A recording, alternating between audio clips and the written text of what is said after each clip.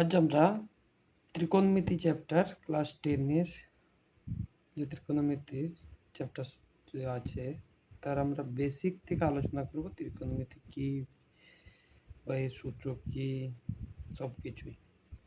তাহলে আমরা প্রথমেই ত্রিকোণমিতি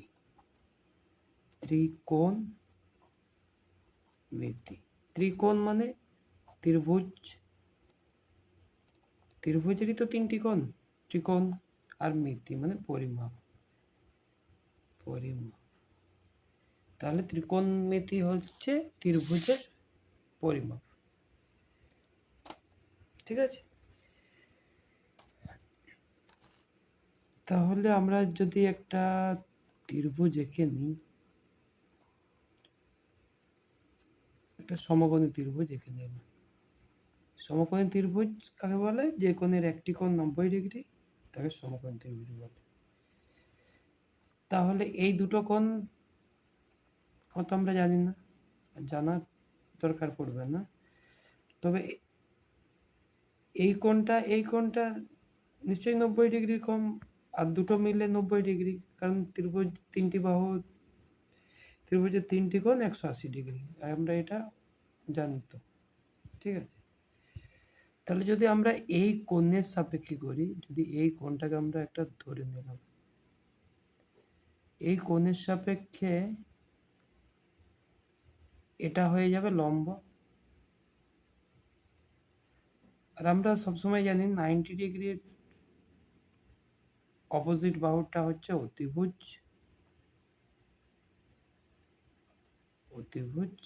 আর এই নিচেরটা হচ্ছে ভূমি। ঠিক সেই রকমই এই কোণটা লম্বভাবে দাঁড়িয়ে আছে, মানে এই যে এটা লম্ব হবে এমন নয়, এই কোণের সাপেক্ষে তাহলে এটা চেঞ্জ হয়ে যেত, এটা হয়ে যেত ভূমি, এটা অতিভুজেই থাকতো, এটা হয়ে যেত লম্ব, কারণ এটা এই কোণের সাপেক্ষে হয়ে যেত।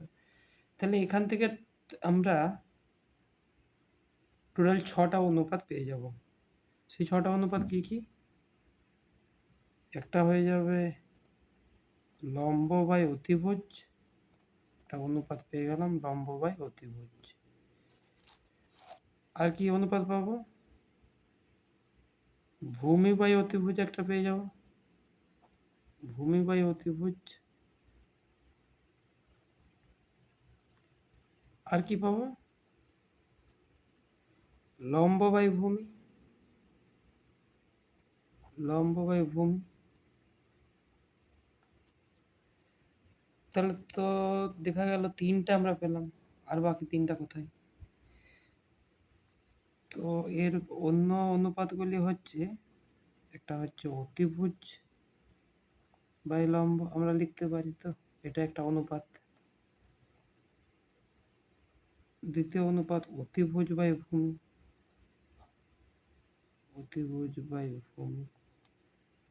আর একটা ভূমি বাই লম্ব,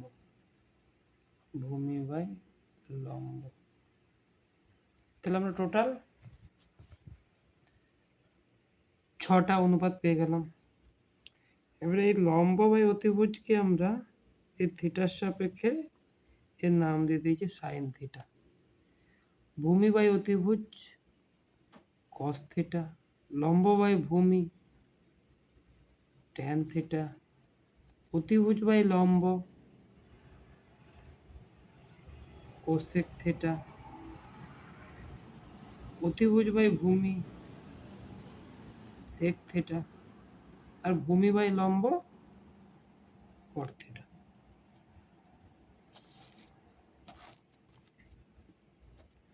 তাহলে আমরা এইদিকে লিখতে পারি তো sine theta is equal to 1 by cosec theta, কারণ সাইন থিটা মানে কি? লম্ব বাই অতিভুজ, আর কোসেক থিটা মানে অতিভুজ বাই লম্ব, তা 1 বাই অতিভুজ বাই লম্ব মানে উল্টে গেল, লম্ব বাই অতিভুজ is equal to sine theta. আর cosec theta is equal to 1 by sine theta, same, কারণ cosec theta is equal to জানি অতিভুজ বাই লম্ব, আর সাইন থিটা লম্ব বাই অতিভুজ, উল্টে গেল অতিভুজ বাই লম্ব। ঠিক সেই রকমই লিখে নেব cos theta is equal to 1 by sec theta.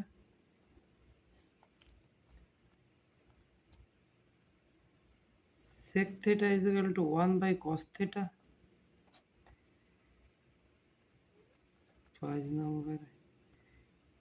Tan theta লম্ব বাই ভূমি আর cot theta ভূমি বাই লম্ব cot theta. Cot theta is equal to 1 by tan theta. এর আরো অনেক কিছু সূত্র আছে যেগুলো আমরা জেনে যাব। সূত্র কি আছে?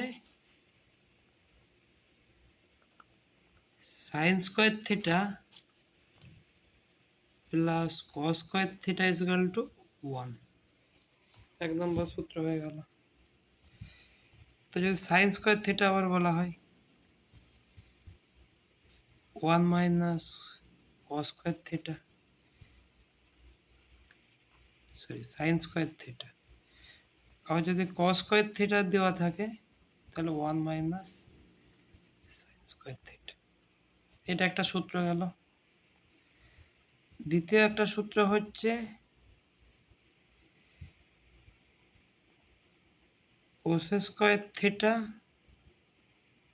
minus cot square theta is equal to 1। তাহলে cos square theta থেকে আমরা কি পেয়ে যাব? cos square theta is equal to 1 plus cot square theta, R cot square theta is equal to কি পেয়ে যাব? cos square theta minus 1।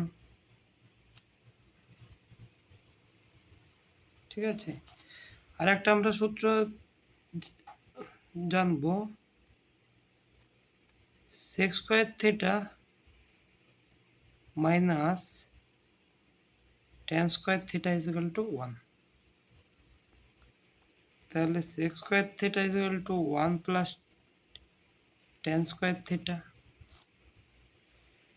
और tan square theta is equal to sec square theta minus 1।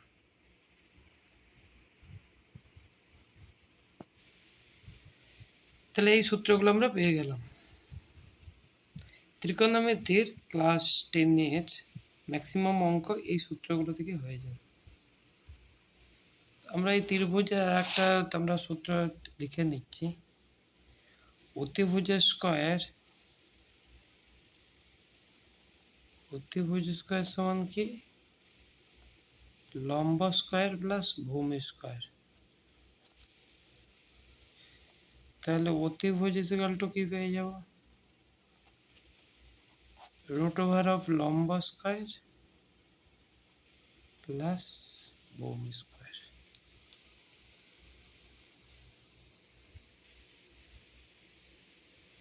ঠিক আছে,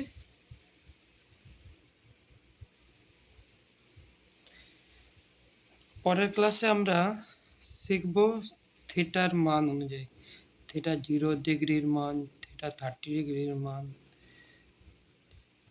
theta 45 degree, theta 60 degree এবং theta 90 degree. আমরা এগুলো কোনো মুখস্থ না, এর আমরা ক্যালকুলেশনের মাধ্যমে আমাদের মনে থাকবে যে সাইন থিটা কত, সাইন 0 ডিগ্রির মান কত হবে, বাস সাইন 0 ডিগ্রির মান কত, সাইন 30 ডিগ্রির মান কত।